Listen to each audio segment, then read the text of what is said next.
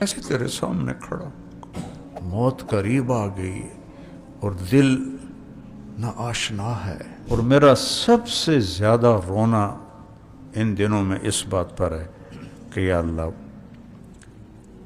70 سال گزار دیے، ابھی تک تیرے تعلق کو احساسات میں نہیں میں اب دیکھتا۔ عقلی طور پر میں مانتا ہوں لا الہ الا اللہ، تجھے سجدہ بھی کرتا ہوں، تیری مان کے چلنے کی کوشش بھی کرتا ہوں، لیکن تو میرے دل میں بس جائے۔ میرے بس میں ہوتا تو میں صرف قرآن پڑھاتا اور نبی کی سیرت۔ تو بیٹا میرے پاس الفاظ ہیں اور کچھ نہیں ہے، تمہاری عمریں ہیں، ہم موت کے انتظار میں ہیں، آج آ جائے، کل آ جائے، پرسوں آ جائے۔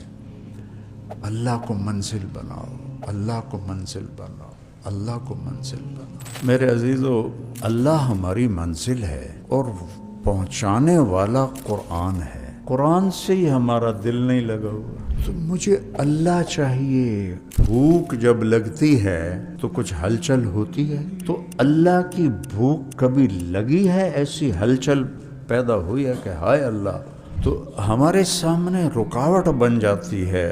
ہم مولانا ہیں، ہم اپنے آپ کو حضرت سمجھتے ہیں، مولانا ہیں، تو آپ کے آنسوں نکل، اے اللہ میں ابو بکر سے راضی ہوں، تو بھی اس سے راضی ہو جائے اور اسے جنت میں میرا ساتھی بنا دے۔ ایک دم جبریل ہے، یا رسول اللہ، اللہ تعالیٰ فرما رہے ہیں ہم ابو بکر سے راضی ہیں اور جنت میں آپ کا ساتھی بنا دیں۔ میں چاہتا ہوں مرنے سے پہلے کوئی ایک ایسا طبقہ اللہ تیار کروا دے جو اشد حبا للہ۔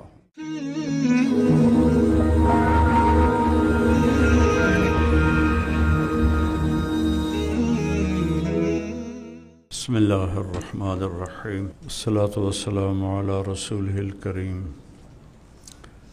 وعلی آلہ وصحبہ اجمعین، اما بعد۔ اللہ تعالیٰ نے آپ سب پر، ہم سب پر ایک بہت بڑا کرم کیا ہے کہ خیر کے راستے پہ اللہ ہمیں چلا رہا ہے۔ اس ظلمت اور فتنے کے دور میں اگر اس کی رحمت شامل حال ہو اور ہم صراط مستقیم پر ہوں تو اس سے بڑی دولت اور کوئی نہیں، اسی پر ہمارا خاتمہ ہو۔ آپ غور کریں کہ کسی دعا کا مانگنا فرض نہیں ہے سوائے ہدایت کے۔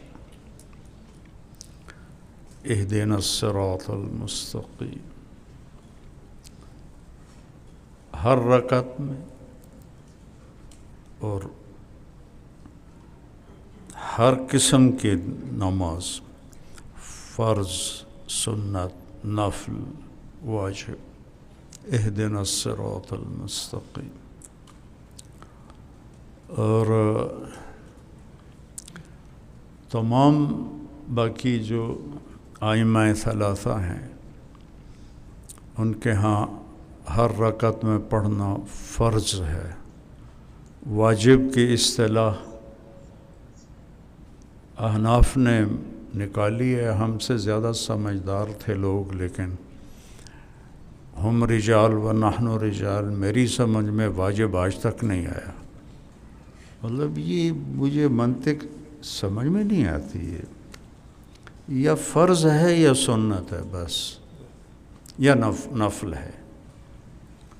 باقی واجب بھی پہلے زمانے میں فرض کے معنی میں تھا، جو حدیث میں وجبت محبتی للمتحابین فیہ، وجبت محبتی للمتزاورین فیہ، وجبت محبتی للمتبادلین فیہ۔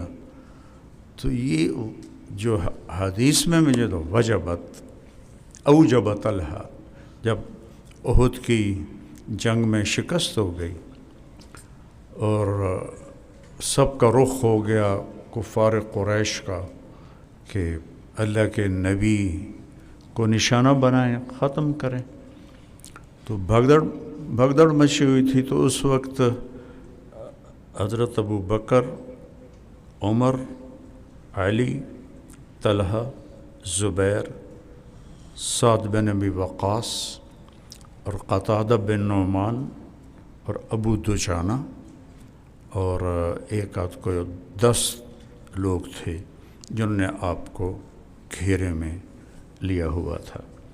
عبادہ بن صامت۔ تو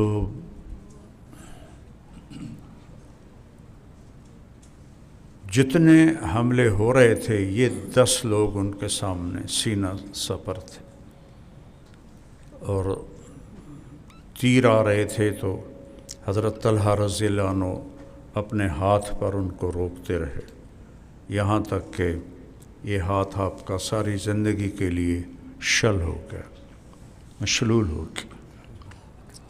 ایسی ایک بات یاد آ گئی، جب حضرت علی رضی اللہ تعالیٰ عنہ کی بیعت ہونے لگی تو سب سے پہلے حضرت طلحہ نے بیعت کی، تو مشلول ہاتھ تو ایک بدو کھڑا تھا، کہنے لگا یہ خلافت نہیں چلے گی، ان ھذا الامر لا یتم، اس نے وہ مشلول ہاتھ سے فال لی، ان ھذا الامر لا یتم، وہ ایسا ہی ہوا۔ ساری زندگی حضرت علی رضی اللہ تعالیٰ عنہ کی لڑتے ہی گزر گئی، دکھوں میں گزر گئی، داڑھی پکڑ کے کہتے تو کب رنگین ہوگی۔ جب وہ ایک دفعہ بیمار ہوئے تو کہا یا رسول اللہ لگتا ہے میرا وقت آ گیا، کہا نہیں، اس سے یہ رنگین ہوگی تو تیری موت ہوگی، اس لیے پھر وہ کہتے تھے تو کب رنگین ہوگی، تو وہ شل ہو گیا ان کا ہاتھ سارا۔ اور پھر قتادہ بن نعمان رضی اللہ تعالیٰ عنہ نے زرہ پہنی تھی، وہ آگے ہو گئے، تو تیر ان کو لگ رہے تھے، زرہ پر تو اثر انداز نہیں ہو رہے تھے، لیکن ایک تیر آنکھ میں جا لگا، تو آنکھیں تو بند نہیں ہوتی، اتنا سوراخ ہوتا ہے، اندر چلا گیا، ایک دم خون سے چہرہ رنگین ہو گیا، اور وہ ایسے اللہ کے نبی کی طرف چہرہ کیا اور رونے لگے، یا رسول اللہ میری آنکھ چلی گئی۔ تو آپ نے فرمایا کیا چاہتے ہو، آنکھ چاہیے یا جنت چاہیے؟ کہا جی دونوں ہی چاہیے۔ اور کہا میری نئی نئی شادی ہوئی ہے تو میری بیوی کو میں بہت برا لگوں گا اگر میری آنکھ نہیں ہوگی۔ تو یہ پتہ نہیں کہاں سے یاد آ گئی چیزیں آپ کی برکت سے، تو آپ بہت مسکرائے، آپ نے تیر نکالا اور اس کے جو تھا وہ لوہے کا پھالا، اس پر وہ سارا قیمہ بنا تھا، آپ نے اس کو اتار کے رکھا اپنی ہتھیلی پر، اور پھر اس کو یوں اٹھایا اور ان کی آنکھ میں رکھ کر اس پر اپنا ہاتھ رکھا، کہ اللہم اجعلھا احسن عینیہ، اور یوں ہاتھ کیا تو اس سے زیادہ چمکدار اور خوبصورت تھی۔ تو